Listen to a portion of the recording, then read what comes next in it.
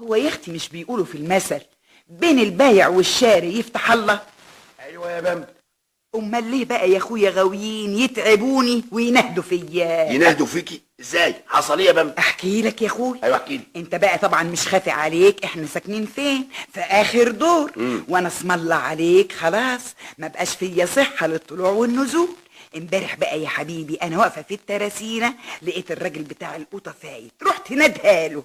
ايوه يا ست. اطلع يا اخويا يسترها معاك.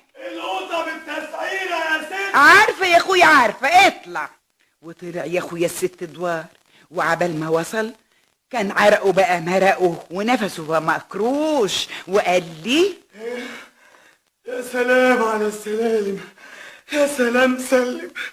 السلم بتاعكوا عالي قوي يا ست هاني. معلش يا اخويا معلش، ما هم بيقولوا الرزق يحب الخفيه. ايوه عايزه قوطه قد ايه يا ست؟ اسم الله عليك وريني قبله يا اخويا. ايه ده؟ ودي قوطه دي؟ هي انت بتسميه دي قوطه؟ لا لا دي خضره. اتفضلي، ادي قوطه حمراء. ايه دي؟ لا يا اخويا دي مفعصه. اتفضلي، ادي قوطه ناشفه. حلوه قوي دي من ايدك. والكيلو بكام بقى يا اخويا؟ ما قلنا بالتسعيره. لا لا يا اخويا شوف بقى، انا هاخدها ب7 بس. زي بعض يا ست. عاوزه قد ايه؟ خلاص يا اخويا اتفقنا، هاخدها ب7.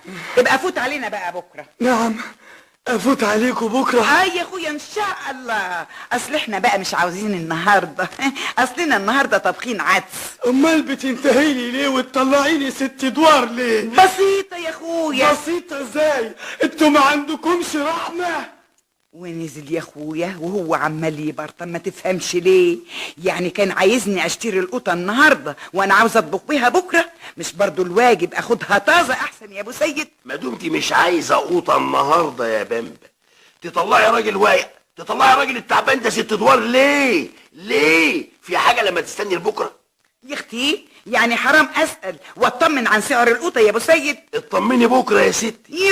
يعني هو حصل ايه؟ ايه تسالي يا ابو سيد؟ تسالي ليك انتي، لكن مش تسالي البياع المسكين اللي عايش في الوقت الضايع ده. ده راجل بيجري على رزقه يستهانم، على رزقه ورزق عياله. كفايه الحمل اللي هو شايله على دماغه. لازم يا بابا يكون في قلوبنا رحمه على بعض، في قلوبنا رحمه. يا اختي هو الراجل ده ابو سيد ده حاطط نقره من نقري ليه بس يا اخواتي؟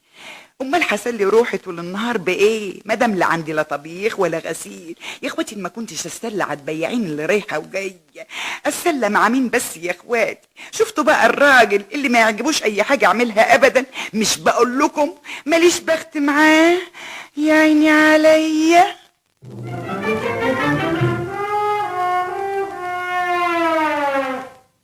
انت عارفاني يا اختي عشريه واحب اسال عن جيراني، طبعا اطمن على اخبارهم اول باول.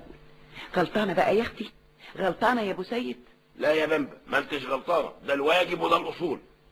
امال الوليه اللي تنقرف في نن عينها اللي اسمها عنايات دي ملويه ومقموصه مني ليه بقى؟ اللي بتسالي عنها يا بامبا؟ ايوه يا ابو سيد. بالعكس يا بامبا، احنا لازم نسال عن جيراننا ونطمن عليهم. لكن مش بقولك ما يتمرش فيهم ابدا. قال لي يا اخويا الوليه تقعد تزعق لي وتهلل في وسط الحته وتلم عليا اللي يسوى اللي ما يسواش. غريبه، معقوله دي يا بابا؟ وحياتك ده حصل يا ابو سيد. لا بقى الحكايه لازم فيها لازم فيها احكي لي حصل ايه بالتفصيل. هحكي لك يا ابو سيد. ايوه احكي لي. من قيمه يومين قابلت البت حلويات اللي بتشتغل عند الست عنايات، رحت نبهه عليها. ازيك يا بنتي يا حلويات؟ الله يسلمك يا خالتي بنت. والنبي انت ما تعرفي مقامك عندي قد ايه، وقلبي بينشرح لما بشوفك كمان زي ما تكوني كده بنتي. قولي لي يا حلويات انت رايحه فين يا اختي؟ نازله السوق يا خالتي بنت. حلوه قوي، نازله تشتري الخضار لاستعنايات مش كده يا حلويات؟ ايوه يا خالتي بنت. هتطبخوا ايه بقى النهارده؟ بطاطس يا خالتي بنت. وهتشتري بطاطس قد ايه؟ قد ما هم قايلين لي يا خالتي بنت. والنبي يا اختي ليكي حق ما تقوليش، اصلك عاقله وتفهمي في الاصول. انا مستخسراكي في الخدمه قوي، بيني وبينك صعبانه عليا انك تخدمي في البيوت وتتعبي فيها. والنبي ده انا لك عندي عريس لقطه يا بنتي يا حلوه. والنبي يا خالتي بنت اهو احسن من الشقه اللي انت فيه. قلتي ايه؟ هي الواحده عايزه ايه غير انها تتستر يا خالتي بنت؟ على خيرة الله يا حبيبتي، تبقي فوتي عليا النهارده بعد الظهريه. قلتيلي هتشتري قد ايه بطاطس؟ ابقي فوتي عليا النهارده بعد الظهريه بعد ما تشتري البطاطس. انتي قلتيلي هتشتري قد ايه؟ 2 كيلو يا خالتي بامبا. وطبعا هتشتروا لحمه ولا هتطبخوها قرداحي؟ لا يا خالتي بامبا، ده انا هجيب نص كيلو. يا ندمتي، نص كيلو لحمه؟ نص كيلو على 6 انفار يا بنتي، ده ما ياكلش 6 قطط. عن اذنك يا خالتي بامبا، احسن اتاخرت. طب يا حبيبتي مع السلامه. الا على فكره، في حاجه يا خالتي بامبا؟ هي الست عنايات كانت بتتخانق مع جوزها امبارح ليه؟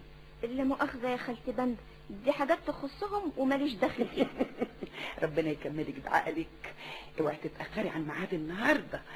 تفوتي عليا العصر من عارف، يمكن يكون العريس عندي. متشكره يا خالتي بامبا. واتابي يا اختي، انا كنت قاعده اتكلم انا والبت تحت الشباك اللي بتنقرص في نن عينها ام اسماعيل، وانا مش واخده بالي، وابص الاقي ابنها الصغير. قلت اساله عن امه واطمن عليها. رحت نادها عليه وقلت له انت ما تعرفش غاوتك عندي قد ايه، لما بشوفك قلبي بينشرح، وحياتك ولا ليك عليا يمين.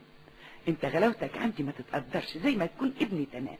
الا قول لي يا حبيبي، وانا لسه اختي هسمع كلام البلد ولا ايدك الوليه ام اسماعيل طلع من الشباك وبتصرخ على ابنها وبتقول له انت يا واد يا اسماعيل اطلع يا واد، مالكش دعوه بالست دي، لقطع رقبتك. الله الله الله الله، ايه اللي بتعمليه ده يا ام اسماعيل؟